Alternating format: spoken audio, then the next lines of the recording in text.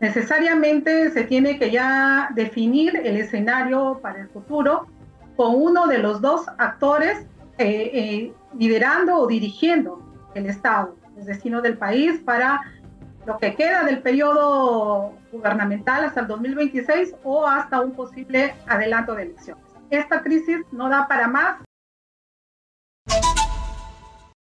Vamos a darle la bienvenida a ambos, a Luis Pino y Angélica Mozoyón. ¿Cómo están? Buenas noches, bienvenidos a Exitosa. Muchísimas gracias. Desde estas alturas del Perú, mi saludo a todo Exitosa y a toda su amable teleaudiencia. Gracias, señor Pino. Por favor, la flamante premier Betty Chávez Chino, ella ha enviado una carta de invitación a 13 bancadas del Parlamento Nacional para poder dialogar a puertas ya del voto de confianza. ¿Cuál es su opinión sobre este, digamos, bandera blanca que ha tendido la premier? Bueno, a mi modo de ver, es simplemente un anzuelo, porque como dice la Biblia, por sus hechos los conoceréis, y no precisamente la señora Betsy Chávez se ha caracterizado por ser una persona que tiende a, digamos, a fumar la pipa de la paz o a tender puentes democráticos, sino todo lo contrario. Y lo que aparentemente hasta la fecha, salvo me equivoque, pero lamentablemente los instrumentos legales del gobierno me dan la razón, es que quien sigue siendo un primer ministro en off o tras bambalinas es el señor Aníbal Torres. Al cambio vas a decir exactamente lo mismo, es decir, va a ir a tender puentes, pero mientras tanto es capaz de soltar allí cualquier iniciativa que va a tender justamente a que no le den el voto de confianza y haciendo una interpretación notoriamente ilegal, aunque por algo decía Luis Alberto Sánchez, en el Perú la política es la ciencia de lo posible y consecuentemente son capaces de pasar por encima de la norma de la 31355 y suponer que también les han vuelto a denegar la confianza. El tema, por ejemplo, candente, que no se han dado cuenta los congresistas, es el tema del presupuesto. Ahí, por ejemplo, sí podría ser una cuestión de confianza, de manera que no le veo con buen augurio esos cantos que sí son de sirena y de una sirena bien tacaña hasta la fecha. Bien, Angélica Mozoyón, ¿cuál es su opinión sobre ese escenario político? Buenas noches, Pedro. Buenas noches, Catiusca, a todos los radioescuchas que nos acompañan y su televidencia. Buenas noches a mi colega Miguel Pino. En el escenario actual yo creo que ya hemos llegado a un punto donde difícilmente se van a encontrar coincidencias, se va a poder establecer acuerdos. Realistamente, el escenario en el que se ha venido desenvolviendo, tanto el Ejecutivo como el Legislativo, no permiten albergar esperanzas de puntos de acuerdo y de consenso. Yo creo que esto se trata de ganar tiempo y también hay que decirlo, ya a estas alturas es difícil que ambos puedan convivir.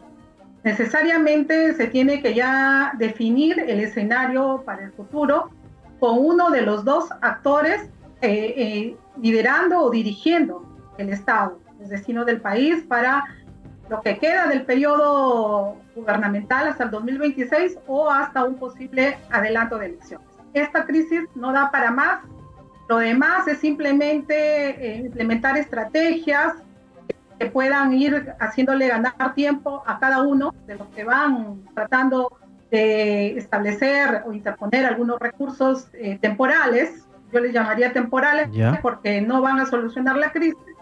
Y en ese sentido, pues yo creo que quien tiene mayor perspectiva de lograr un posicionamiento es el Ejecutivo, porque ha demostrado que maneja más el juego político, que ha ido ganando, y lo vemos en las últimas encuestas, en las más importantes de Ipsos y del Instituto de Estudios Peruanos, que va incrementando la aceptación del presidente en la ciudadanía y no así la del Congreso. Es un primer indicador, no muy básico, pero que es un primer indicador que aquí el juego lo va ganando el Ejecutivo. Y en ese sentido, no creo que este llamado al diálogo sea realmente un espacio donde se permita bajarle el tono a la crisis, llegar a gobernar con el consenso y el acuerdo mutuo de estos dos poderes del Estado. Señor Pino, en 5 años se han presentado 7 mociones de vacancia y en este año y 4 meses de gestión del presidente Pedro Castillo se han presentado 3 mociones de vacancia. Con Martín Vizcarra fueron 2 y lograron sacarlo. ¿Realmente el Congreso es el problema? ¿Quién es el problema? Porque yo no me imagino 5 años en lo mismo. Yo estoy agotada y seguramente que la población igual. Y más aún por estas gélidas alturas del Perú, donde normalmente los puneños dan su confianza en bloque. Así se la dieron al señor Ollanta-Humala, igual al señor Kuczynski, y ahora último, ni qué decir, que han votado el 96% por Pedro Castillo. El gran problema es que a veces se quiere hacer una paz, pero una paz de los cementerios. Y tú dices bien, que estamos hartos de esta crisis, pero ¿en qué momento el Perú dejó de estar en crisis? Pues si tú analizas, ustedes lo conocen más que yo, la historia del Perú, desde 1826 hasta 1848, surgieron más o menos ahí unas 20 constituciones, de manera que el grueso de la historia republicana del Perú ha estado en crisis, pero dense cuenta que después de 100 años volvemos a tener exactamente lo mismo. Es hora sí de hacer docencia y licencia. Va a ser unas reformas constitucionales más que necesarias. Por eso yo he sido una de las personas que ha dicho desde estas alturas del Perú que necesitamos que haya partidos políticos para que nos entreguen cuadros y no que se conviertan en clubes políticos, que lamentablemente luego vemos lo que está sucediendo, donde simple y llanamente los principios son un cheque o una letra de cambio, ¿no? Y como decía el humorista Groucho Marx, bueno, estos son mis principios, y si no te gustan, pues también acá tengo otros que te puedan gustar. Al cambio, esta crisis realmente es estructural. Si es que no lo entendemos eso, todo lo demás lamentablemente va a seguir siendo solo maquillaje. Ahora, Angélica, y en tu caso, por ejemplo, ¿crees tú que el presidente Pedro... Del Congreso no podemos esperar honestamente mucho. Ya sabemos cuál es el nivel de sensatez que tiene el gobierno, el Congreso, que es bastante bajísimo. Pero del gobierno, el que constantemente llama al diálogo, tender los puentes, a evitar la confrontación, trabajar por el país, ¿crees que el presidente Pedro Castillo perdió la oportunidad con la salida de Aníbal Torres de generar un Consejo de Ministros de ancha base? ¿O ha hecho bien manteniendo la postura dura, crítica contra la oposición, conservando a cuadros políticos en los ministerios estratégicos para que siga esta confrontación? Dos cosas que han marcado este gobierno de Pedro Castillo. Primero, en su persona como figura presidencial, la falta de capacidad y conocimiento de lo que significaba administrar un Estado, como el Estado peruano, en primer lugar. El segundo aspecto es la carencia de un equipo de gobierno, que le ha llevado pues a sortear, a intentar, a ensayar, primero con el equipo de Vladimir Cerrón, luego con el equipo de Verónica Mendoza, luego con el equipo que ha ido aglutinando Aníbal Torres, y en ninguno de estos tramos hemos podido ver que se haya podido tener esa capacidad de gerencia política que requería el Estado en este momento, de poder establecer espacios de concertación, de poder realizar diálogo político, porque aquí no necesitamos diálogos técnicos. Lo que necesitamos, en primer lugar, para poder sacar técnicamente al Perú adelante, tener un acuerdo político. Y en ese sentido no hemos visto la capacidad política del presidente, y lo que decía mi colega Miguel Pino, acá el Perú carece de líderes políticos, y no de ahora, sino desde siempre. Los líderes que hemos tenido son una clase política decadente, que es mercantilista, que siempre ha ido viendo sus intereses, dejando de lado en estos últimos 20, 30 o 50 años de lado los intereses nacionales y de la ciudadanía peruana. No hemos tenido ese liderazgo político auténtico y no lo tenemos ahora. Entonces, no hay los elementos necesarios que se requieren, las condiciones básicas para poder establecer ese acuerdo político. Si nosotros vamos a un adelanto de elecciones, va a ser peor o igual de lo mismo. Yo creo que iríamos hacia lo peor. Hemos cambiado de congreso a congreso en los últimos años y hemos visto que hay una decadencia en cuanto a los representantes que se vienen eligiendo como representantes de las regiones en el Parlamento. No hemos visto un cambio sustantivo, trascendental. Seguimos hacia el declive en la representación política en el Congreso. Entonces, esto no nos augura mayores cambios si es que no realizamos reformas políticas. Pero para las reformas políticas también hay que decirlo, porque ha salido un importante grupo de ciudadanos y ciudadanas representados por diversas asociaciones, la llamada Coalición Ciudadana, a pedir que se hagan reformas electorales y políticas. Está bien, pero esas reformas no se van a hacer en 6 meses ni en un año, y mucho menos con este escenario legislativo que tenemos. No se va a poder llevar a cabo si es que no se toma una determinación. Desde mi punto de vista, aquí se tiene que quedar uno de los dos. El Perú no da para más. A ver, vamos a conocer la opinión. ¿Hasta qué tiempo vamos a irlo definiendo? Así es, pero bueno, siempre hay gente que llama y dice: cierran el Congreso, no me representan, no sirven para nada, Congreso que obstruye, pero ya hemos disuelto el Congreso hace algunos años y ahora tenemos ese resultado. Otros dicen vacancia, que se vaya Pedro Castillo, y hemos vacado al señor Martín Vizcarra y tenemos ese resultado que es la consecuencia de la crisis política, claramente del antivoto contra la señora Keiko Fujimori. Señor Pino, ¿cuál es su opinión? ¿Qué hacemos? Y sobre todo, ¿cuál es el papel del Partido Político Perú Libre? Porque yo tengo entendido que ellos no están muy contentos con la señora Betty Chávez. Ellos la sacaron de su partido político, a pesar de que hay 2 cuotas de poder, que es Kelly Portolatino y Silvana Robles. Claro, el gran problema que tenemos actualmente en el Perú es de que hay un grupo que está simplemente dominando la parte administrativa del Estado, y con eso es más o menos un arma arrojadiza. Ahora bien, el problema es de que mucha gente está pensando en que se vayan todos, tanto el Poder Ejecutivo como el Legislativo, pero eso no lo contempla la Constitución. Fíjate qué problema, porque si mañana o pasado el Congreso va a agarrar y va a vacarlo, si es que se consiguen los votos, y van a tener que inmediatamente hacer caso a la calle, pero evidentemente si se van ellos va a ser algo notoriamente inconstitucional.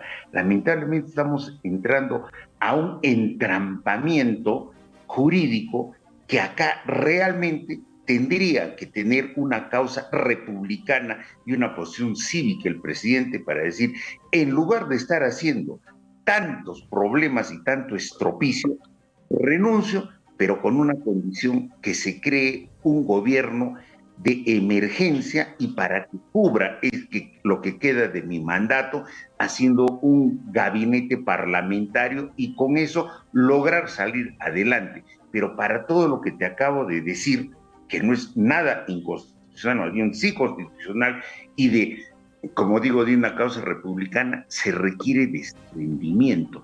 El grave problema que tiene Pedro Castillo es de que no le van a dejar cumplir con una labor realmente patriótica la cantidad de compromisos subalternos que tiene, y que todos los días, gracias a los notarios de la actualidad, porque dan fe de lo que pasa, ustedes los periodistas, nosotros nos enteramos. Entonces dense cuenta el volumen, la intensidad y la profundidad de la crisis. Si eso no lo entendemos, lamentablemente pues estamos en una tormenta perfecta.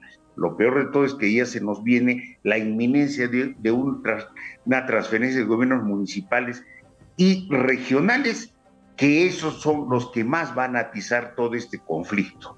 Ahora, para terminar por mi parte, Angélica Musayón, desde la percepción ciudadana, ¿cuáles son los cambios que tendría que darse políticamente en el país para que no sigamos cometiendo los mismos errores de elegir un Congreso que luego decimos no me representa, o de elegir un presidente que luego decimos que lo vaquen? La gente, por ejemplo, ahí en Chiclayo, ¿qué es lo que siente como cambio político que tendría que implementarse en el Perú? En primer lugar, el Estado ha hecho el esfuerzo económico de invertir de nuestros impuestos en los partidos políticos, ¿no? Para que puedan formarse, capacitarse nuevos cuadros. Eso tiene que hacerse, pero de manera auténtica, de calidad, no solamente por cumplir con el gasto, y a veces ese gasto se lleva para otros fines dentro de las organizaciones políticas. se tiene que invertir en formar nuevos cuadros. El Estado tiene que vigilar cómo se forman los cuadros que requiere para que tenga una óptima administración. Nosotros tenemos que demandar este acuerdo y que si fuera posible sea una ley. Y en ese sentido, pues necesitamos una reforma electoral y una reforma política que pase también por una educación ciudadana permanente. Los ciudadanos en el Perú tienen que formarse desde los primeros años en los colegios, en las universidades, para que tengan un enfoque y una mirada política. En este momento nuestro país ya ha demostrado que la solución a esta crisis no es una solución legal, es una solución política. Y para dar esa solución política, ¿qué necesitamos? Líderes políticos, líderes que tengan la visión, la convicción y corran los riesgos también. Porque cuando uno es líder, corre riesgos al tomar una decisión, al emprender un proyecto, al hacer un cambio. Y eso es lo que requiere hoy día el Perú. Yo insisto en que uno de los dos tiene que irse. Esto no da para más y quien se quede tiene que emprender las reformas políticas y electorales para poder asegurar un auténtico cambio en el legislativo, en el ejecutivo y en las regiones, porque también en las últimas elecciones regionales hemos visto que están plagadas de mafias locales que asaltan y toman el poder de los municipios y las gobernaciones regionales. Bien, gracias. Por favor, señor Luis Pino, le pediría una pequeña reflexión frente a la campaña que ha hecho el presidente Pedro Castillo para, desde mi punto de vista, un poco separarnos, ¿no? Los limeños y los del interior del país, usted que es de Puno seguramente que lo comprende. Los pobres con los hacendados, ¿no? Los que vivimos aquí en Chota y los niños de San Isidro, como lo decía el premier Aníbal Torres, y que la gente se ha identificado con ese mensaje. ¿Cuánto lo ha apoyado? Porque sabemos que según la encuesta tiene 30% de aceptación.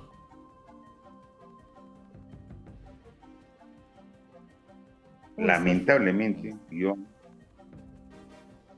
pero se practica mucho un racismo al revés. Y la mejor prueba justamente es que atizando todo eso es que Pedro Castillo ha tratado de separar ese mal ejemplo del famoso aymarazo, de practicar un racismo al revés que le ha dado réditos. Pero al cambio de todo esto, nos han puesto, o bien son quechuas, o bien son aymaras, y se olvidan de los lupacas, de los chiriguanos, de los suros, de los coriabinos. Entonces, eso de estar segmentando, haciendo taxonomías del Perú, estamos echando por los suelos el artículo 43 de la Constitución que dice que el Perú es una república democrática y social. Su gobierno es unitario, representativo y descentralizado.